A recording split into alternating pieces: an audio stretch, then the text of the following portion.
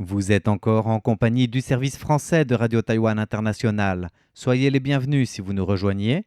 C'est de nouveau François-Xavier Boulet au micro pour vous présenter tout de suite le décryptage de la rédaction consacré aujourd'hui au renforcement de la résilience en recherche et développement promue par l'État pour assurer à Taïwan une autonomie technologique.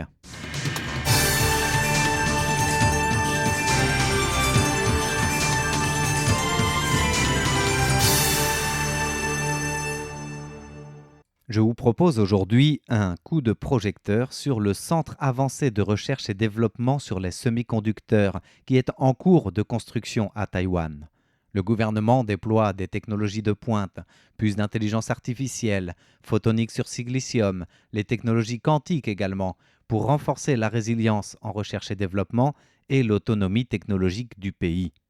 Et c'est dans ce cadre que ce nouveau centre avancé de recherche et développement en semi-conducteurs, qui est créé conjointement par le ministère de l'Économie, le Conseil national des sciences et technologies et la Commission ministérielle du développement national, est avancé comme un atout majeur de cette politique de résilience technologique taïwanaise.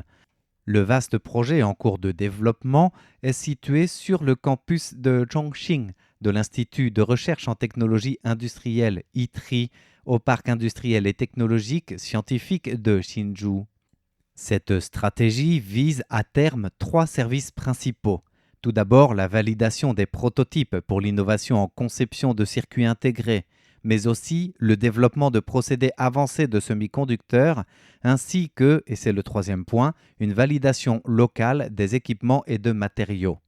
L'objectif est de réduire les obstacles de validation pour les PME taïwanaises et les startups qui sont spécialisées dans la conception des circuits intégrés, afin de réduire l'écart et la hauteur de la marche entre le laboratoire et le marché. Taïwan vise ainsi le renforcement de la compétitivité des fournisseurs nationaux aussi pour les matériaux et les équipements, tout en anticipant le développement de nouvelles technologies de demain, des technologies d'avant-garde comme les puces d'intelligence artificielle, le quantique, la photonique sur silicium, que nous avons énumérées en introduction de ce décryptage, le tout pour créer un écosystème d'innovation dans la recherche sur les semi-conducteurs, afin bien sûr de consolider la position clé de Taïwan et son leadership mondial dans ce domaine. Le ministre de l'économie, Kong Ming-Shin, a d'ailleurs rappelé que la croissance économique de Taïwan l'an dernier, qui s'est élevée à 8,36%, était principalement portée par les industries des semi-conducteurs de Taïwan, ainsi que les applications d'intelligence artificielle.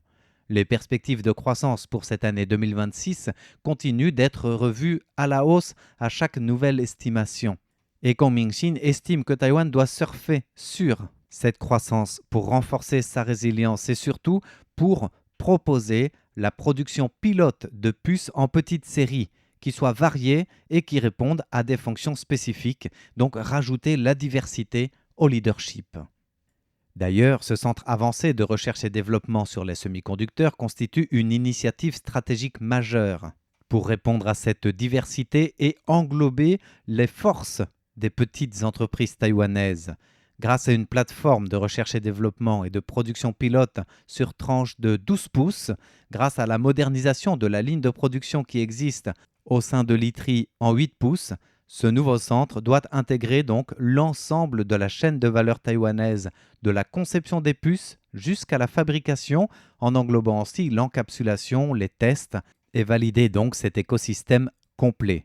C'est d'ailleurs cette politique encouragée par l'État, comme nous le souligne tout de suite le Premier ministre Cho Jong-tai, présent à la pose de la première pierre de ce centre le mois dernier. Notre premier site taïwanais de recherche et développement et de test de production pilote de semi-conducteurs de 12 pouces, situé dans le parc scientifique de Hsinchu, de renommée mondiale, est désormais sur les rails. À l'avenir, il renforcera considérablement nos capacités de recherche et développement et stimulera la modernisation de nos équipements et matériaux.